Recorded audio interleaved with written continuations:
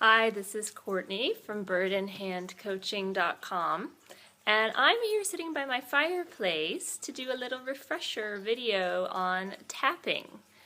We're just wrapping up the worldwide tapping conference, and by we I mean I have nothing to do with that event, but I've been participating in it, and it has just reanimated my love of this practice. And what I love about tapping is you don't need an expert, you are your own expert. And this is something you can do in your home at your own pace when you need a little extra help, a little boost. Particularly, I find if I'm feeling something, if I'm kind of caught up in something and I just can't let it go, that's usually a good clue that I could benefit from some tapping.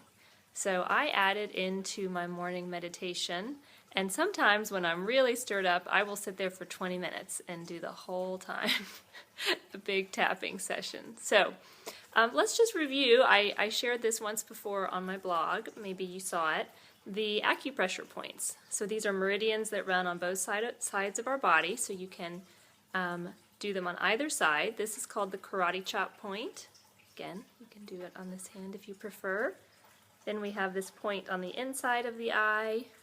Follow the bone around to the side of the eye, underneath the eye, underneath the nose, underneath the lips, the collarbone, then under your arm, about 4 inches down under your armpit on the side of your body, and the crown point. So let's do a little demo. You could work with anything that is stressing you out or frustrating you.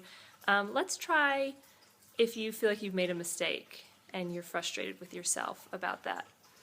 Here we go. Repeat after me. This is called the setup statement. Even though I have made this mistake, I love and accept myself. Even though the situation did not go as I desired it to go, I love and accept myself. Even though I made this mistake and I wish it hadn't happened, I am ready to let it go. I wish this mistake hadn't happened, feeling very frustrated at myself, really frustrated and angry. Why did I do this? Why did this happen? I wish I had known better. I wish that I had made a different choice. I'm frustrated with myself and with the situation. Then shaking that off, and you could do a whole other round of a negative round if you're feeling really stirred up. Like I said, you can do as many of those as you want. And then you tap in some of the positive shifts. What if I can learn from this mistake? What if there's another way to look at this problem? What if I can stand with myself right now rather than abandoning myself? What if this is what growth feels like? What if what's happening right now is okay?